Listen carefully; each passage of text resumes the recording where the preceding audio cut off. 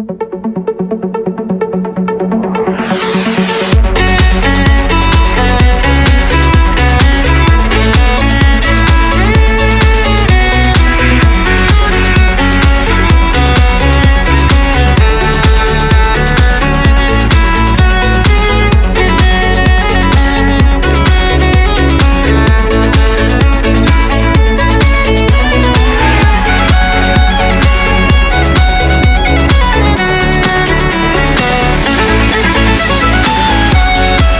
right, it is 23 minutes or so before 9 o'clock. Thank you for tuning in this Monday morning. Beautiful, sunny Monday morning. I guess the fact that it gets bright early, Robin, is going to make it dark early, too, tonight, right? Oh, yeah, it is. Just one of those things. Tom Davis is in the studio. We're going to talk to Tom in just a little bit about the Kids Marathon happening in January, and that's closer than you think, so... Right now, we've got news bites. These are the stories from around the world, around the nation, around the state, around the county, and around the city in some cases. And these are the stories that are making all of us turn our heads and give a little chat about this, that. Sometimes they're political, sometimes they're not. But every single time you hear it from us, at least during this segment, we abbreviate them. We get to the point, cut to the chase, and give you the gist of the story without you having to sit all day long in front of a TV or the radio or the newspaper, and allow you to get on with your day as you head to work, school, or wherever. And we'll do these as quickly as possible. And we'll also give you the news source where we got the story from. These are the sources that WOCA subscribes to, so that we can bring you the news. And we do that. We tell you which news source we used, so that you can look up the story and perhaps get the details about the story that we're reading. All right, the first one comes from ABC News. It comes from the Associated Press. Nicknamed Fat Leonard, the gregarious Malaysian businessman is well known by U.S. Navy commanders in the Pacific, where his company has serviced warships for 25 years.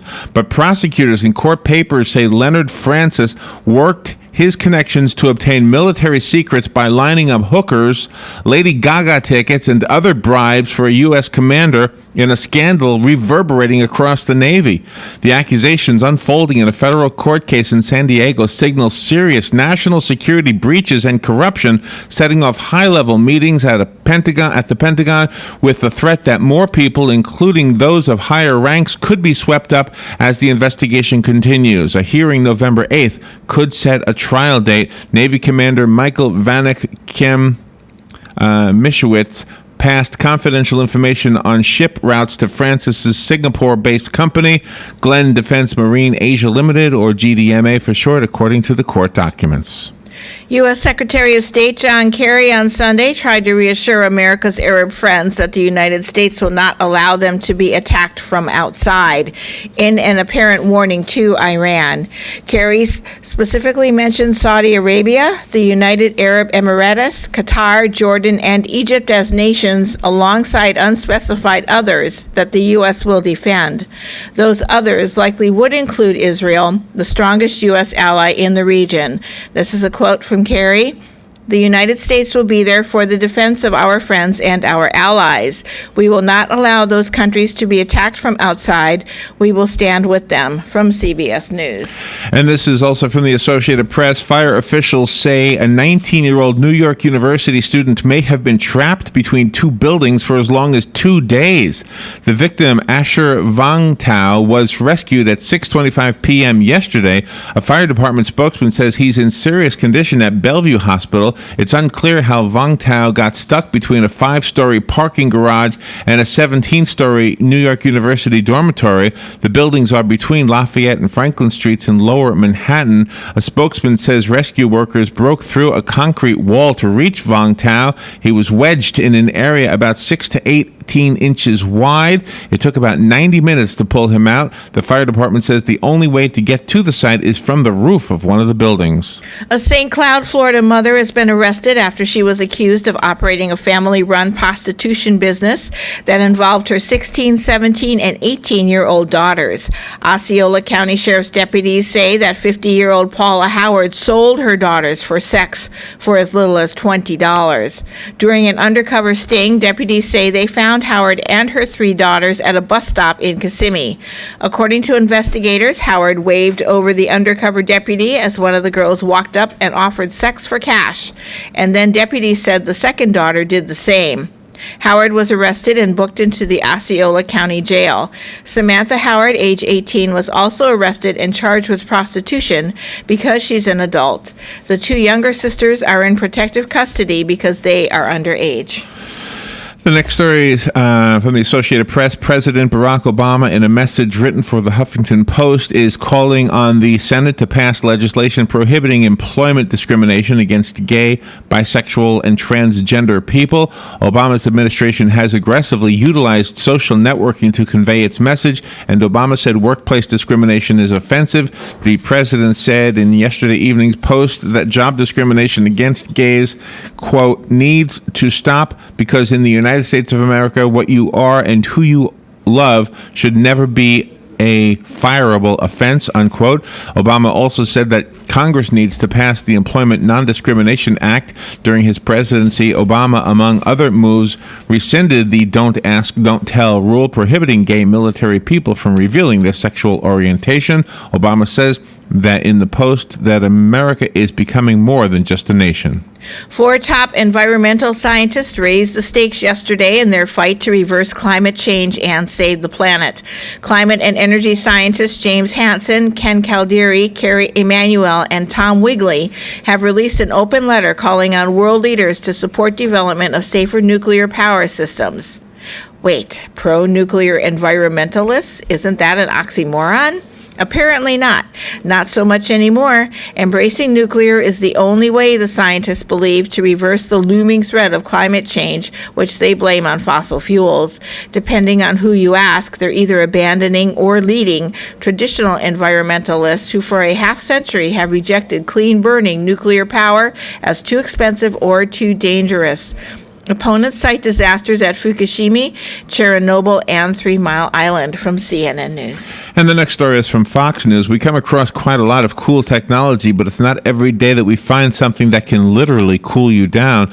Developed by 4 engineering students at MIT, Wristify is a prototype wearable device that leverages the physical phenomenon known as the Peltier effect to reduce your body temperature. The Peltier effect, named for French physicist Jean-Charles Alphonse Peltier, who discovered it in 1834, describes the phenomenon of heating or cooling caused by an electric current flowing across the junction of 2 different conductors. As the current moves from one conductor to another, the transfer of energy causes one side to heat up and the other side to cool down. Some say you'll be able to walk around in air-conditioned clothing if the technology is developed to that point. Rocked by lawsuits and by death, the world of corporate interns is changing. One major employer has eliminated its internship program altogether. Another is urging its new hires not to work so hard. Lawyers representing interns tell ABC News that they expect conditions for young, unpaid workers eventually to improve. But interns themselves, especially ones who have sued former employers to collect back pay, say they fear that their having challenged the system will make it harder for them in the future to land full-time jobs.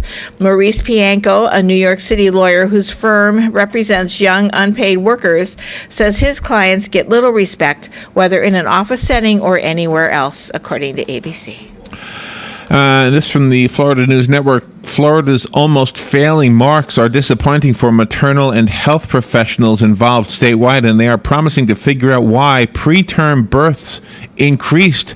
Florida's preterm birth rate peaked 2005 through 2008 at 13.8% of all live births. It started declining in 2009, hitting a low of 13% in 2011. The 2012 preterm birth rate, though, jumped to 13.7%, despite the ongoing work by the March of Dimes and its partners to give more babies a healthy start in life. Dr. Karen Harris March of Dimes Florida Chapter Program Services Chair said the preterm birth rate is a setback in their long-term progress toward preventing premature birth. Florida March of Dimes leaders are now analyzing Florida's birth statistics and will continue if program changes are needed and if specific groups or regions should be targeted for assistance. This is a story reported by The Guardian. The Syrian nation is dying as an indifferent world looks on, and the territory it occupies risks becoming Afghanistan on the shores of the Mediterranean. The Turkish President Abdul Gül has said radicalism of ordinary people by Islamist jihad groups was spreading across Syria and posed a growing risk to its neighbors and the countries of Europe. Gül said this in an exclusive interview with The Guardian. But the response of the international community, including Turkey's American and British allies, to the security, humanitarian, and moral challenges posed by the crises had been very disappointing. He reiterated his view that the UN Security Council's performance was a disgrace. This from the Associated Press 6 minutes ago. This was released. British officials have voiced concern over the escape of a terror suspect who vanished after switching into women's clothes at a West London mosque. The Metropolitan Police say it's still trying to find Mohammed Ahmed Mohammed, 27 years old, one of about 9 people subject to a restrictive form of government surveillance when he disappeared on Friday. Authorities say security camera footage showed the Somali-born suspect slipping away from the mosque in a niqab, an all-encompassing garment worn by conservative Muslim women. Mohammed was being tracked under the government's terrorism prevention and investigation measures, a stringent form of surveillance imposed on people suspected of terrorist ties. It's not exactly clear how he managed to escape the program's GPS tagging program. UK opposition politician Yvette Cooper called the incident extremely serious. This is out of Washington, D.C. South Florida Congressman Al C. Hastings has made it clear that he's no fan of the $5 billion cut to the Supplemental Nutritional Assistance Program, also known as SNAP, which took effect Friday. Hastings' office released a blistering statement where the South Florida Democrat called the action everything short of unconscionable. This is a quote from Hastings. Starting today, American families struggling to make ends meet will have one more thing to worry about. The $5 billion cut to SNAP benefits will impact 1 in 7 Americans, including seniors, the disabled, children, and low-working Americans. For these families and individuals, the cuts will literally keep food off of the table. Hastings' statement continued and declared the cut will force some of the hungriest people in our country to forego up to 21 meals every single month. Approximately 18% of Florida residents receive SNAP benefits. Nearly 1.7 million households in Florida participate in the program. And the next story is from UPI. It was deja vu all over again when hearings before 2 House panels over the flubbed rollout of healthcare.gov expanded to a denunciation of the Affordable Care Act in general. Battle lines were drawn as Republicans voiced concerns over privacy issues, the inefficiency of healthcare.gov, the federal portal to compare, price, and enroll in healthcare coverage plans, and the news that insurance carriers were sending cancellation notices to some policyholders despite President Obama's pledge if consumers liked their coverage, they could keep it. Democrats said it was same old from Republicans bent on defunding the Affordable Care Act, colloquially known as Obamacare, after it had been signed into law and upheld by the U.S. Supreme Court under the guise of anger over the botched launch of healthcare.gov. They lied. A U.S. appeals court in Philadelphia has ruled that police can't routinely put GPS devices on vehicles without search warrants. The ruling comes a year after the U.S. Supreme Court said GPS tracking constitutes a police search, but did not say if police need warrants to use them.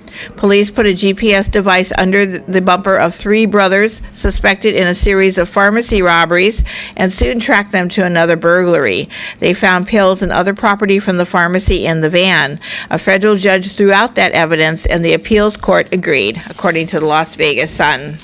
And this from the Telegraph. The securities services fear foreign intelligence agencies have developed the ability to turn mobile devices such as phones and tablets into bugs without the owner's knowledge, allowing them to eavesdrop on confidential meetings. iPads were used this week during a presentation by Francis Maude, the cabinet officer minister, on how the government digital service could save the government £2 billion a year, but after the presentation, they were swiftly removed by number 10 security staff to prevent cabinet discussions being picked up, according to a report in the Mail yesterday. This is from the Florida News Network. Florida's tourism arm, Visit Florida, wants a big boost in money to attract about 100 million visitors with tourism promotion across the state. Right now, Visit Florida has a $63.5 million budget. They want to bump it up to $75 million in the next fiscal year. This will be up to lawmakers to decide if the proposed budget increase goes through. The $75 million in funding is what Governor Rick Scott proposed before the 2013 legislative session. While the legislature did not give Scott all he requested for Visit Florida, the agency still received a $9.5 million increase. All that money is in addition to $110.9 million in private contributions to Visit Florida. Earlier this year, Scott has set a goal of attracting 100 million visitors to Florida. The state attracted a record 91.4 million visitors, 77.6 million domestic visitors last year. And you're listening to News Bites. This is the segment of AM Ocala Live where we read the news from around the world, the nation, the state, and the county and city, and we summarize them. We cut to the chase, get to the point, and bring them to you as short as possible, one paragraph usually. And it's your way of catching up on the news without spending all day in front of the TV or in your radio. It's a good way for you to catch up on the news on your way to work and get on with your day. We consider it a way to put news back in News Talk. And again, if you're a business person and you'd like to advertise on this or any other show, you can do so by simply contacting one of our salespeople here at the station. Come in or call us. You can come in. We're located in the Paddock Mall right outside of the food court, also known as the WOCA commissary. Or you can call us at 732-8000 and speak to one of our sales staff. You'll see how easy it is and how much it'll bring business through your door by advertising on WOCA. The next story I have is from CNN. The U.S. Embassy in Baghdad is warning Iraqis who want to enter the annual visa lottery to be wary of a scam that instructs applicants to send money via Western Union to someone apparently at the U.S. Embassy in London. Under no circumstances should money be sent to any address for participation in the DV program. The embassy warns in its statement the diversity visa program offers up to 55,000 visas worldwide each year to applicants drawn from random selection among all entries to persons who meet strict eligibility requirements from countries with low rates of immigration to the United States, according to the State Department website. The winners get green cards, meaning they are permanent residents of the United States. The Russian President Vladimir Putin has signed tougher anti-terrorism measures into law ahead of the 2014 Winter Olympics that could oblige the relatives of militants fighting a separatist campaign in southern Russia to pay for any damage they cause. The games will take place in February in and around the Black Sea resort of Sochi, a few hundred miles from the mountainous North Caucasus region, where rebels are fighting to establish an Islamic state. Moscow has cracked down on the insurgency in Dagestan, the epicenter of North Caucasus violence, but an October 21st suicide attack staged outside the region was blamed on a woman from the Republic, has highlighted the threat to security, according to The Guardian. And this story, just 1.5 hours old, and I'm getting it from the Associated Press. A North Korean naval vessel sank last month, killing an unspecified number of officers and sailors, according to North and South Korea media. The North's official Korean Central News Agency provided few concrete details, and there was no clue as to what might have happened. KCNA said in a dispatch Saturday that the deaths came while a submarine chaser was performing combat duties. North Korea rarely releases details about military mishaps or accidents. The rest of the dispatch was devoted to a recent visit by leader Kim Jong-un to a cemetery of fallen fighters. He was shown in state media inspecting a large number of stone markers that carried photos of sailors. KCNA's dispatch said the incident incident happened in October, but did not give a date. Photos of the stone markers released by the state media show October 13th inscribed on them. This is from the BBC. An Israeli drone has come down in the northern Gaza Strip, with Israel denying Palestinian reports that it was shot down. The armed wing of Hamas, which controls the Gaza Strip, claimed it had shot down and seized the mini drone. But the Israel Defense Forces said the crash was the result of a technical fault and the matter was being investigated. Israel is among the world's biggest manufacturer of drones. They are unmanned aerial vehicles which Israel uses to gather intelligence and sometimes to carry out attacks. The Israel Defense Forces clarifies, in contradiction to Palestinian reports, that a Skylark tactical mini UAV system crashed earlier in the Gaza Strip due to a technical malfunction and was not shot down by Palestinian militants. This is from an IDF spokesperson yesterday. All right, another story about the Boston Red Sox. We could have brought this up with Galen this morning. Some famous Boston beards will be falling victim to the razor today. Red Sox players David Ortiz and Shane Victorino will shave in a promotion at Gillette headquarters in Boston. Joining them will be City Policeman Steve Horgan, who was stationed in the Red Sox bullpen at Fenway Park. He became a fixture in Beantown after he was photographed with his arms in the air celebrating Ortiz's grand slam in the AL Championship Series against Detroit. A fan chosen by social media also will take part in the shave-off. The Red Sox players' beards became a symbol of their solidarity as they went from worst in the AL East last year to first this year by winning the team's third World Series title in a decade. President Barack Obama and fellow Democrats attempted yesterday to tap into voter anger about a 16-day U.S. government shutdown and turned Virginia's upcoming governor's election into a referendum on Tea Party conservatives. With Democratic candidate Terry McAuliffe leading polls over Republican Ken Cuccinelli before this coming Tuesday's vote, Obama and Democratic speakers at a rally in the Washington suburb of Arlington pressed party activists to focus on turning out the vote. Northern Virginia's Washington suburbs, where many government employees and contractors live, was hit particularly hard by the government shutdown last month that resulted from a stalemate over the U.S. budget and debt ceiling that Americans for the most part blamed on Republicans. Coming from Reuters.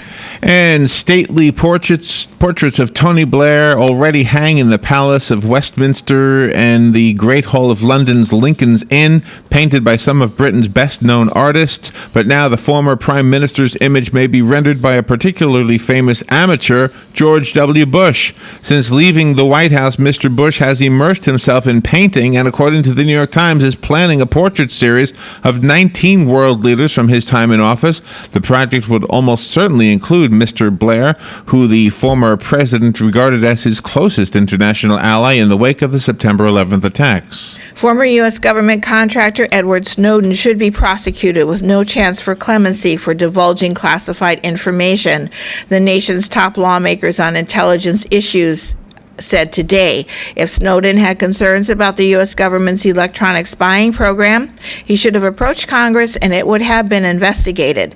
Senator Dianne Feinstein, a California Democrat, and Representative Mike Rogers, a Michigan Republican, said on CBS's Face the Nation yesterday, he needs to come back and own up.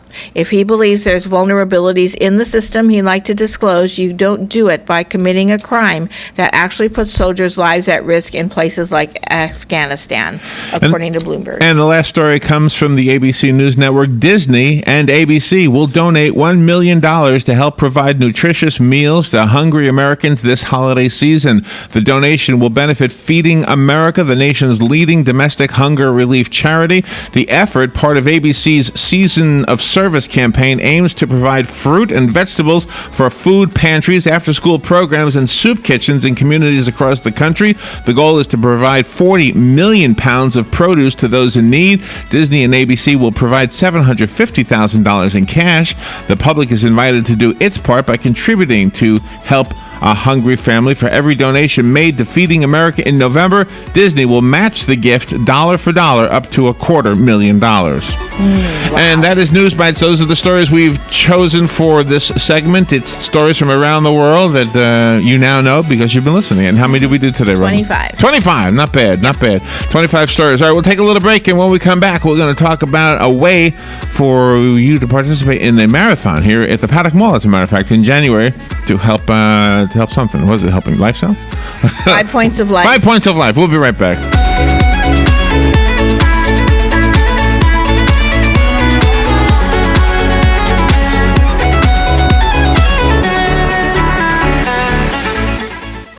Ocala's information station, 1370 WOCA. Ocala. Here are today's headlines from the source, WOCA. A year after Florida closed several prisons to save money, the state says it must reopen some of them because of projections of a growing inmate population. The Department of Corrections wants the legislature to appropriate $59 million to open 9 shuttered facilities next year from Miami to the Panhandle, including 2 prisons, 5 work camps, and 2 re-entry centers. The prisons in Rayford and Polk City were closed in July of 2012 and were touted by Governor Rick Scott as good news, cost-cutting steps in the budget. The new request is based on a July forecast from the State Criminal Justice Estimating Conference showing that even as the crime rate continues to drop, new admissions to the prison system are rising. They are projected to increase by 2.7% next year and 1.4% the following year, requiring more than 1,000 new prison beds. The current inmate population is about 101,000. Scott, who's seeking re-election in 2014, recently asked state agencies to cut spending by $100 million, but the prison system alone wants $124 million more next year, including money for more officers, new buses and vans, the food service system, and an electronic timekeeping system. A cell phone charger is being blamed for a fire in a home in southwest Palm Bay. Firefighters responded to a home on Olivia Street Southwest around 5 p.m. Saturday. Firefighters say a mattress box spring caught fire. Investigators believe the occupant of the home was charging a phone on top of the mattress. The charger sparked the fire. No one was hurt. The house is worth about $100,000, but the fire only did about $5,000 worth of damage. Officials with the Motorcycle Mechanics Institute say the alleged LAX shooter Paul Ciancia attended the school's Orlando campus. The school is located off Delegates Drive in Orlando and is a division of Universal Technical Institute, which has branches across the country. A spokesperson also said the FBI spent yesterday meeting with school leaders at the campus in reference to Ciancia's connection to the school. The school would not say if the FBI took anything from the campus. According to the Los Angeles Times, Ciancia was sent to MMI by his father to be groomed to take over his New Jersey motorcycle business. A school spokesperson said Ciancia attended the tech school and studied how to repair Harley-Davidson motorcycles from 2009 to December of 2011 when he graduated. The unemployed motorcycle mechanic suspected of carrying out the deadly shooting at the Los Angeles International Airport could face the death penalty if he's convicted. Federal prosecutors have filed charges of murder and commission of violence at an international airport against Paul Ciancia. Florida is on pace to match or break its record for panther road kills. 13 of the 16 known panther kills this year were from vehicle collisions. A record-tying 17 panthers died from vehicle collisions in 2012. And with 2 months left in the year, 4 road kills would tie the record. During the last 5 years, 45 panthers were killed by